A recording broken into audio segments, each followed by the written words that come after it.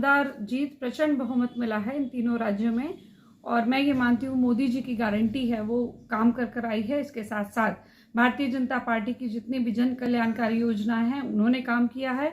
हमारी जो सरकार है वो कभी भी कड़े फैसले लेने में पीछे नहीं हटती है और यही कारण है कि तीनों प्रदेशों की जनता ने अपना विश्वास मोदी जी पर और भारतीय जनता पार्टी की सरकार पर दिखाया है और ये भी माना है कि वो जो काम कर रहे हैं वो बेहतर है।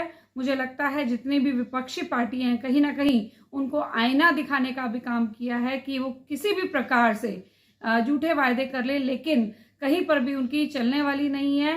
वापस से तीनों जिस प्रकार से प्रदेशों में हमारी सरकार आई है, केंद्र में भी और हरियाणा में भी हमारी सरकार बनेगी। अब इनके झूठे वायदे नहीं चलेंगे, अब चलेगी तो सिर्फ मोदी जी की गारंटी। देखिए, कई लोगों के लिए बहुत हैरानी वाले ये आंकड़े हो सकते हैं, लेकिन हमें मालूम था कि हमने काम किया है और बहुत अच्छे से काम करके दिखाया है। इसका कारण है कि हमने जीत हासिल करी है। इनके एक प्रवक्ता हैं आचार्य प्रमोद कृष्णन, उन्होंने आज एक ट्वीट करा है। उन्होंने ट्वीट करके कहा है कि सनातन का श्राप मिला है। जो रोम रोम कहते थे अब राम राम कहने लगे। वो समझ आता है कि कहीं ना कहीं इनकी जो नीतियां हैं वो गलत थी और इन्हीं गलत नीतियों की वजह से वो हारे।